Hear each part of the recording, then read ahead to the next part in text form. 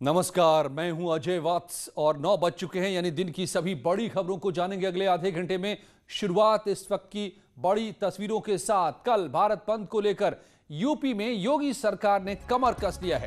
थोड़ी देर पहले ही सीएम योगी ने high level video conferencing meeting की और कानून व्यवस्था को लेकर तमाम राज्यों के डीएम, एसपी और सूबे के आला अधिकारी जैसे मुख्य सचिव और प्रमुख सचिव गृह, डीजीपी सबके साथ बैठक की। सीएम ने दो टूक साफ कर दिया है कि आंदोलन से आम लोगों को कोई परेशानी नहीं होनी चाहिए। जबरन अगर कोई बाजार को बंद कराने की कोशिश करता है तो उनसे सख्ती से निपटे प्रशासन। कल बंद को लेकर दिल्ली से सटे यूपी के जिलों में पुलिस ने फ्लैग मार्च किया है। किसानों के प्रदर्शन को लेकर सियासत भी चरम पर है। कई राजनीतिक दलों ने कृषि कानूनों का विरोध कर रहे किसानों का समर्थन किया है। यूपी में आज समाजवादी पार्टी ने इसे लेकर विरोध प्रदर्शन किया। कन्नौज में अखिलेश यादव को हिरासत में लेने के बाद छोड़ा गया। वहीं दिल्ली यूपी बॉर्डर पर पुलिस की कड़ी चौकसी है। चप्पे चप्पे पर पहरा नजर आ रहा है। और केंद्रीय कृषि मंत्री से मुलाकात हुई है। केंद्रीय कृषि मंत्री नरेंद्र तोमर से हरियाणा के किसान नेताओं ने आज मुलाकात की है। किसान नेताओं की सरकार से अपील है कि कृषि कानूनों को वापस न ले सरकार। ये हरियाणा के किसान अब मिले हैं कृषि मंत्री से, तस्वीर आप उसी की देख रहे हैं। और उन्होंने अपील की है कि ये किसानों के लिए एक बेहतर कदम है, इसे वापस न ले सरकार, आंदोलन से निपटा जाए। किसान नेता ने कहा है कि आंदोलन से निपटा जाएगा। तोमर ने, कृषि मंत्री ने इसके बाद जवाब दिया है। यानी अब इस बिल के समर्थन में भी सामने आने लगे, इस कानून के समर्थन में भी सामने आने लगे हैं किसान। ऐसे ही हरियाणा के किसानों ने मुलाकात की है कृषि मंत्री से। ये पूरा आंदोलन, एक तरफ बिल का कानून का विरोध और दूसरी तरफ समर्थन में आप सामने आ रहे हैं किसान। एक तरफ कल भारत बंद तो दूसरी तरफ आज किसानों की कृषि मंत्री से मुलाकात और मांग कि इस नए कानून को जो किसानों के फायदे में है न वापस ले सरकार।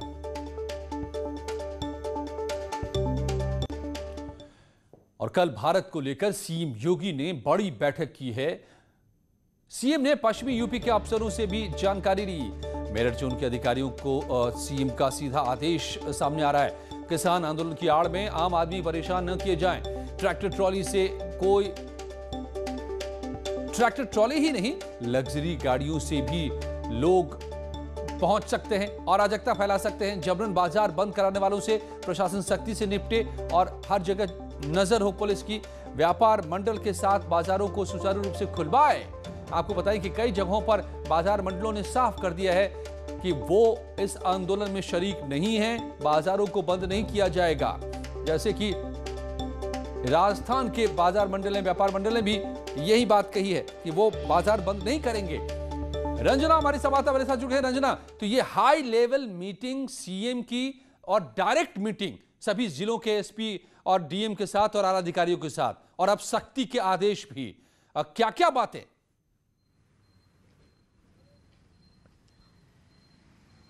बिल्कुल अजय, भारत बंद को लेकर के सीएम योगी काफ़ी पहले से सक्रिय हैं और आज जो है वो शाम में 7:30 बजे उनकी वो बैठक की। मुख्यमंत्री आवास पे वीडियो कॉन्फ्रेंसिंग के माध्यम से बैठक हुई और सभी जिलों के कप्तान उसमें शामिल हुए, जिलाधिकारी शामिल हुए और सबसे बिल्कुल कहा गया कि कोई भी इस तरह की जो हरकत करता है, जो ज़बरदस्ती करता है, लोगों को परेशान करता है, उस पर सख्ती से उसके साथ पेश आया जाए। पश्चिमी उत्तर प्रदेश में उन्होंने विशेष फोकस किया क्योंकि आंदोलन जो है किसानों का वो पश्चिमी उत्तर प्रदेश के में ज़्यादा सक्रिय है, क्योंकि पूर्वी उत्तर प्रदेश में हम देखें तो बहुत सक्रियता नहीं दिख रही है। तो इसलिए पश्चिमी उत्तर प्रदेश में सीएम ने फोकस किया और कहा कि कोई ज़रूरी नहीं है कि कोई ट्रैक्टर ट्रॉली से ही किसान निकले, लग्जरी गाड़ियों से भी किसान आ सकते हैं और जो उस तरह की सड़कों पे तमाशा खड़ा कर सकते हैं, जिस पे प्रशासनिक अधिकारी जो हैं उसको ध्यान में रखें और किसी भी तरह की ऐसा वाकया न हो जो कि आम आदमी को परेशानी खड़ा करे। तो सीएम ने बिल्कुल सख्त निर्देश दिए हैं कि कैसे भारत बंद में जो लोग निकलेंगे, उस तरह के लोग जो परेशानी खड़ा करेंगे आम लोगों के लिए, आम जनजीवन अस्त व्यस्त न हो, इसको ध्यान में रखा जाए और इसके लिए सख्ती से पेश आया जाए। तो रंजना, आज की सीएम की 2-3 बातों को हम जोड़ें। अधिकारी उस वीडियो कॉन्फ्रेंसिंग में मौजूद रहे। जी रंजना, आज हम सीएम योगी की 2-3 बातों को अगर जोड़ें दिन में उन्होंने विपक्षी दलों पर निशाना साधा, कहा कि विपक्षी दलों का समर्थन और अराजकता पैदा करने की कोशिश हो सकती है आंदोलन के दौरान, भारत बंद के दौरान। शाम आते आते वो हाई लेवल मीटिंग करते हैं और सख्ती के निर्देश देते हैं। क्या आशंका है सरकार को, क्या कोई ऐसे इनपुट्स हैं कि कल भारत बंद के दौरान कुछ ऐसे तत्व हो सकते हैं जो गड़बड़ियां फैलाने की कोशिश कर सकते हैं और इसीलिए सख्ती का आदेश? देखिए अजय, आज जो दिन भर का माहौल था, अगर समाजवादी पार्टी ने जिस तरह से प्रदर्शन किया, उनके नेता खुद सड़क पे बैठे और जिस तरह से एक आंदोलन का माहौल था आज लखनऊ में, उसको देखते हुए कहा जा सकता है कि कल भी आशंका, जो सीएम की आशंका है, वो बिल्कुल सही आशंका है। और क्योंकि राजनीतिक दल जिन्होंने समर्थन दिया है वो सभी भी सड़क पे जरूर उतरेंगे, उनके लोग उतरेंगे। और यही कारण है कि उन्होंने प्रशासनिक अधिकारियों को दिया है कि चिन्हित भी करें लोगों को, जो वैसे नेता है जिनसे आशंका है कि बलवा हो सकता है, परेशान, जो हंगामा खड़ा कर सकते हैं जिनके लोग, उनको जो है वो घरों में ही रोक लिया जाए। इस तरह के भी निर्देश हैं। तो इस तरह से देखा जाए तो बिल्कुल, तो ये पूरी तैयारी नजर आ रही है सरकार की और खुद अब सीएम एक्शन में आ चुके हैं। कल के भारत बंद में किसी तरह की कोई गड़बड़ी नहीं हो, इस पर डायरेक्ट सीएम की मॉनिटरिंग। और नए कृषि कानूनों के विरोध में किसान आंदोलन को आज 12 दिन बीत चुके हैं। आंदोलन को हवा देने के लिए सियासी पार्टियां भी कोई कोर कसर नहीं छोड़ रही हैं। इस बात का अंदाजा ऐसे ही लगाया जा सकता है कि भारत बंद का समर्थन एक के बाद एक करीब करीब सभी पार्टियों ने कर दिया है।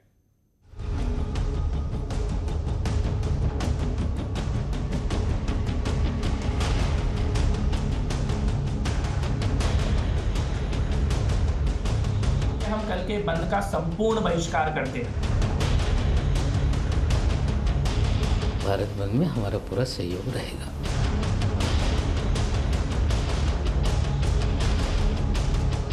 ये तो दुनिया का सबसे बड़ा प्रोटेस्ट है। ये जो हमें काले कानून दे रही है, ये हमें चाहिए ही नहीं।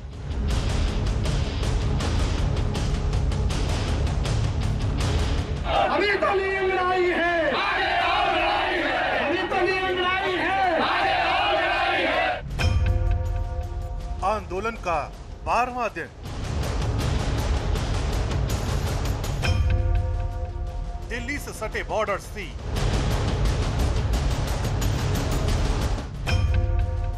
नोएडा में धारा 144।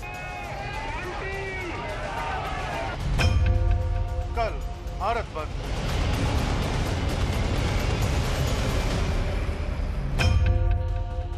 9 दिसंबर को आर्या पार।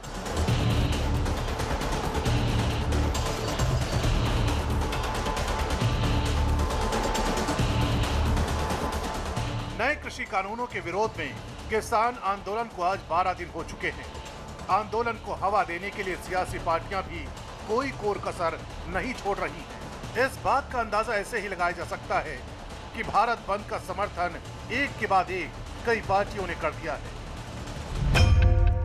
किसानों के बंद के समर्थन में कांग्रेस पार्टी के साथ साथ पंजाब में सरकार बनाने की जुगत में जुटी आम आदमी पार्टी, उत्तर प्रदेश की सत्ता से हटी समाजवादी पार्टी, लेफ्ट पार्टियों में सीपीआईएम, हैदराबाद में बीजेपी की तगड़ी चुनौती झेल चुकी तेलंगाना राष्ट्र समिति, पंजाब में बड़ा जनाधार रखने वाली शिरोमणि अकाली दल, पश्चिमी उत्तर प्रदेश की बड़ी राजनीतिक पार्टी राष्ट्रीय लोकदल, लेफ्ट पार्टियों में कम्युनिस्ट पार्टी ऑफ इंडिया, दक्षिण भारत के तमिलनाडु की द्रविड़ मुनेत्र कड़गम और यूपी में बड़ा कद रखने वाली बहुजन समाज पार्टी ने बंद में शामिल होने का ऐलान किया है।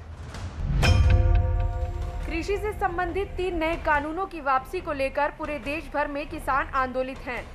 उनके संगठनों ने दिनांक 8 दिसंबर को भारत बंद का जो ऐलान किया है, पीएसपी उसका समर्थन करती है। साथ ही केंद्र से किसानों की मांगों को मानने की दोबारा अपील भी करती है। उधर भारत बंद का समर्थन करने वाले योगेंद्र यादव पर बीजेपी नेता कपिल मिश्रा ने तंज कसा है। लोकतंत्र को भीड़ तंत्र में नहीं बदलने देंगे। हम साइलेंट मेजॉरिटी बहुसंख्यक समाज जो चुप रहता है, हमें अपने दफ्तर जाने का अधिकार है, दुकान जाने का अधिकार है, फैक्ट्री खोलने का अधिकार है, गोदाम खोलने का अधिकार है, हमें काम करने का अधिकार है। हमारे परिवारों को जीने दो। हम इस अधिकार का अपहरण बार बार नहीं होने देंगे। इसीलिए हम कल के बंद का संपूर्ण बहिष्कार करते हैं। और आइए अब आपको दिखाते हैं कि आखिर योगेंद्र यादव ने भारत बंद को लेकर क्या ऐलान किया था। किसी भी बंद का नियम है कि इमरजेंसी सर्विसेज को टच नहीं किया जाता, चाहे वो हॉस्पिटल हो, इमरजेंसी इस तरह की चीज। बाकी दूध, फल, सब्जी बिल्कुल बंद रहेगी। एनसीपी की तरफ से दावा किया गया है कि कोरोना प्रोटोकॉल का पालन करते हुए पार्टी ने भारत बंद में शामिल होने का फैसला लिया है। हमारी पार्टी के नेता इस बंद में शामिल होंगे, कोविड के नियमों का पालन करते हुए बंद में शामिल हो, इस तरह से हमारे राज्य के अध्यक्ष महोदय ने लोगों को जानकारी दी है और भारत बंद में हमारा पूरा सहयोग रहेगा। ट्रैक्टर रैलीज हुई, हस्ताक्षर अभियान हुए, किसान सम्मेलन हुए, इन तमाम आंदोलनों के माध्यम से किसानों की आवाज़ को आगे रखने के प्रयास कांग्रेस ने किए हैं। जो अब किसानों का आंदोलन चल रहा है, 8 तारीख को बंद है, उसमें कांग्रेस बढ़ चढ़ कर हिस्सा लेगी। प्रदेश और जिला मुख्यालयों पर प्रदर्शन किए जाएंगे और इस बंद को सफल कराने में कोई कसर नहीं छोड़ी। खास बात ये कि कांग्रेस भले ही आज किसानों की मांग का समर्थन करे, लेकिन यूपीए के सत्ता काल में उसकी ही सरकार में एपीएमसी कानूनों में बदलाव कर कृषि क्षेत्र में निजी क्षेत्र की भागीदारी की मांग उठाई गई थी।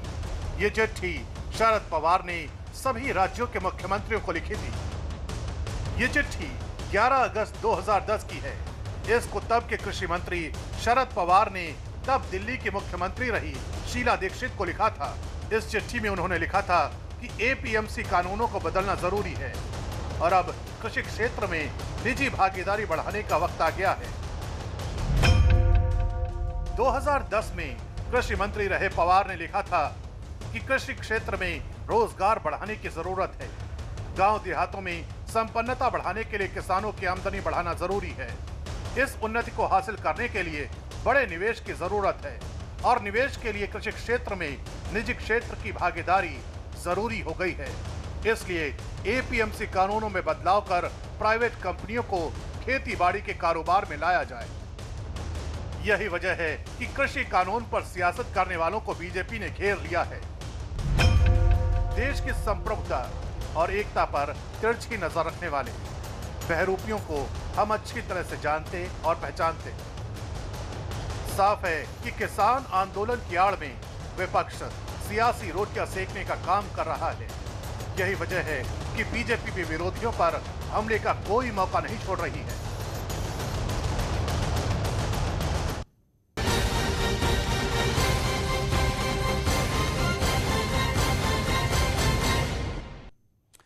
तो कृषि सुधार कानून को वापस लेने की मांग पर अड़े किसान पीछे हटने को तैयार नहीं हैं। दिल्ली में डटे किसान इस बार आर पार की लड़ाई के मूड में दिख रहे हैं। तो किसान आंदोलन के बहाने सियासी निशाने भी साधे जा रहे हैं। विपक्ष सरकार को घेरने में जुटा है तो बीजेपी भी हर हमले का करारा जवाब दे रही है। देखिए ये रिपोर्ट।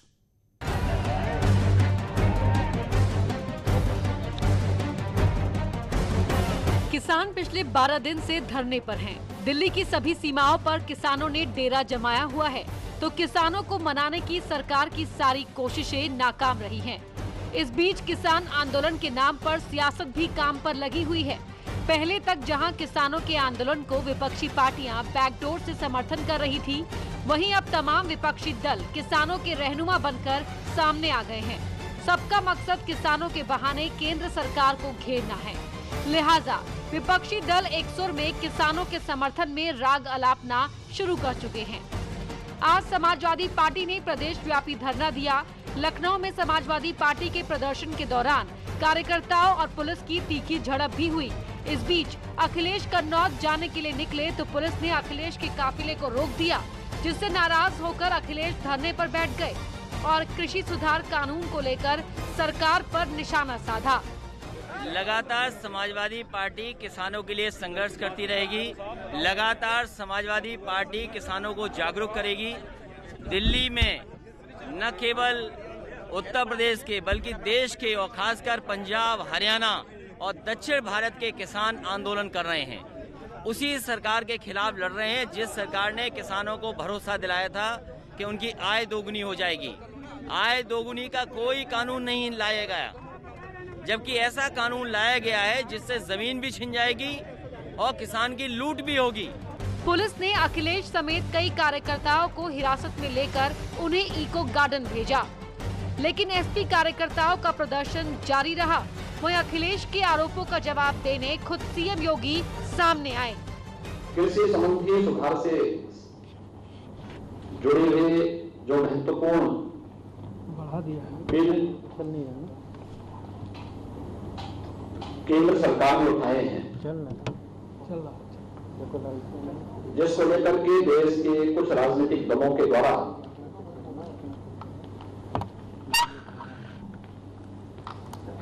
वातावरण खराब करने का प्रयास किया जा रहा है। खासतौर पर एपीएमसी एक्ट, जो मॉडल एपीएमसी एक्ट है, इस पर राजनीतिक दलों का वर्तमान रवैया उनके दोहरे चरित्र को प्रदर्शित करने वाला है। और कुछ ही पलों में जारी है और खबरों का सिलसिला, देखिए क्राइम बुलेटिन।